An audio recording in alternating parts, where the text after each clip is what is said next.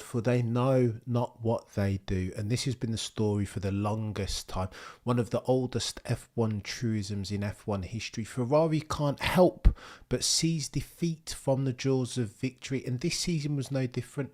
In pre-season, we realised yet again that they weren't going to tinker with their suspension setups, that once again they were going to go for pull rod rear settings. Every other team on the grid, as far as their rear suspension, has gone push rod. And forget every other team. Look, you know, sometimes you just need to copy the smart kids test. Again, F1 is a story of fine margins where every second, split second matters. Adrian Newey has given you the modus operandi, the apex predator as far as suspension settings. Copy that then, Ferrari. Don't make your life any more difficult than it needs to be, for this is F1. There are far bigger fires for you to fight than bloody suspension settings. Adrian Newey is the suspension demon. Go back to 1988. And he will tell you in his book that he realised there was nothing more important as far as building a car than the holy trinity that is the interaction between chassis, suspension and aero. He knows this. Don't go and build these things in silos. You need to optimise for this. And Red Bull have that nailed. Copy that then, Ferrari. Oh no. Scuderia Ferrari at the start of the season said that they'd seen something in their simulation that told them that they should keep barking up this ostensibly incorrect design philosophy tree. And here we are. Scuderia Ferrari continue to Scuderia Ferrari. What do we get this year? What has so characterised the ineptitudes, the multitude of ineptitudes of that SF24 machine? Bouncing. Yeah, and still we are 3 years into this technical specification.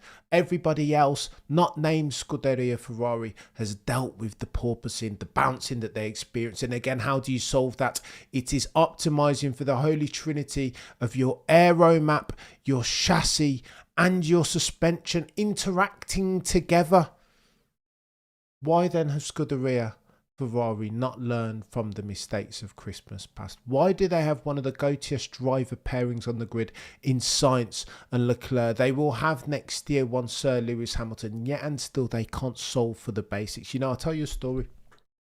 I remember Albert Fabregas, legend of F1 journalism, again super reliable, that all F1 journos are created equally, but some are created more equal than others. Albert Fabregas is one of the good ones, one of the goatiest ones. I remember a couple of years back watching an Albert Fabregas video on YouTube, and again he speaks in Spanish, but we can do a bit of Spanish on the Cameron F1 channel. And he said this: now is different under the reign of Mattia Binotto. Now this is something a bit different. There is stability that wasn't there before. They have direction. Mattia Binotto is a leader, a pioneering one, a motivator, that now they have all the key personnel in the right places. Now Ferrari will no longer make the mistakes of Christmas past. And here we are. 2024, the reign of Mattia Binotto, Anna Ribabene and Domenicali. All of those have come and gone, and Ferrari still haven't won any championships. Albert Fabregas was blowing smoke up Scuderia Ferrari's ASS, wasn't he? They need to make some changes, and urgently. Now we're hearing that they're going to revert to the apex predator suspension setup. They're going to copy what have been doing the bulls that are red. Finally. But to realise this, to happen upon the modus operandi, the apex predator of suspension settings, shouldn't take an outfit like Ferrari this long. Charles Leclerc, the quickest driver point to point, A to B, currently on the grid, his career is a wasting in this car that's bouncing as at August of 2024. It's not acceptable, Ferrari. This is the swan song, the final tour of Carlos Sainz in that car. Legend of the game, one of the goatiest racing minds, 200 IQ. That's what he is. That's what he epitomises. His ability to think through different circumstances in real time is next level, unprecedented settings. his career, his final season at Scuderia Ferrari is a wasting, because these guys cannot help but seize defeat from the jaws of victory. I feel like I owe Charles Leclerc an apology, and the Charles. I've been telling me for the longest time, stop criticising Charles. He doesn't have the wheels underneath him. Yeah, but he makes unforced errors yet and still. But sometimes you've got to take aim at the root cause in this. Scuderia Ferrari have kept making mistakes. When's the last time they won a championship? 2007. Nearly 10 to 20 years later, they're still making these nodding mistakes. And let me say, for the avoidance of that, you know what? A fish stinks from the head down. I love me some Frederic Vasseur. I really do. I think he's got a nice common sense approach, charisma that the most recent Ferrari leaders, team principals, have lacked. But I say all that to say this. Time is a ticking Frederic Vasseur. Ferrari have made a massive gamble that Elkann signed off. The CEO needed to buy into the Sir Lewis Hamilton project. But let me say this, and this is where it gets teching important. This is a gamble. Sir Lewis Hamilton is a brilliant driver, a marketing behemoth.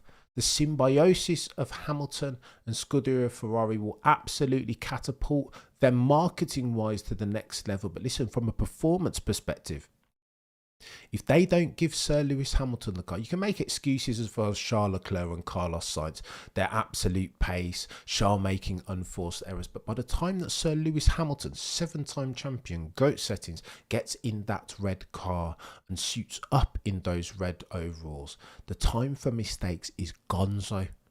The only time anybody's going to look and point fingers at mistake-laden issues, it will be the car and it will be the team. Because when you have Lewis and Charles, no longer can you factor them into the root cause analysis.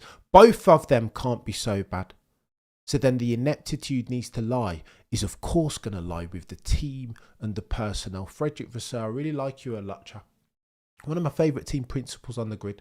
Charisma settings, you know what I mean? Common sense approach, common sense, which is none too common in the one that formulas. I really like Frederic Vasseur. He has legacy tenure with the Hamiltons. He's good friends with Anthony Hamilton.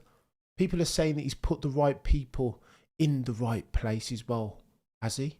Enrico Cardile's left. Wasn't he meant to be got it? I know Loic Serra is joining very, very soon. But is he better or worse than Enrico Cardile? I'm asking the questions here, non-rhetorical ones, because I don't have the answers, if I am honest. But Frederic Vasseur, listen, here's the equation that you need to solve for, chap. That sand timer has turned over. On average, the last 3 team principals have had 3 years to deliver silverware. And when they've come up wanting, when the equation, the sum total of their efforts has amounted to 0 trophies, 0 championships, they've had to vacate. Defend, therefore, Frederic Vasseur, or vacate. Those are the only options. If you come up short with one Sir Lewis and one Charles Leclerc, aka modern day Journalese, in that car, then the culpability, Sir Frederic Vasseur, can only be laid at your door.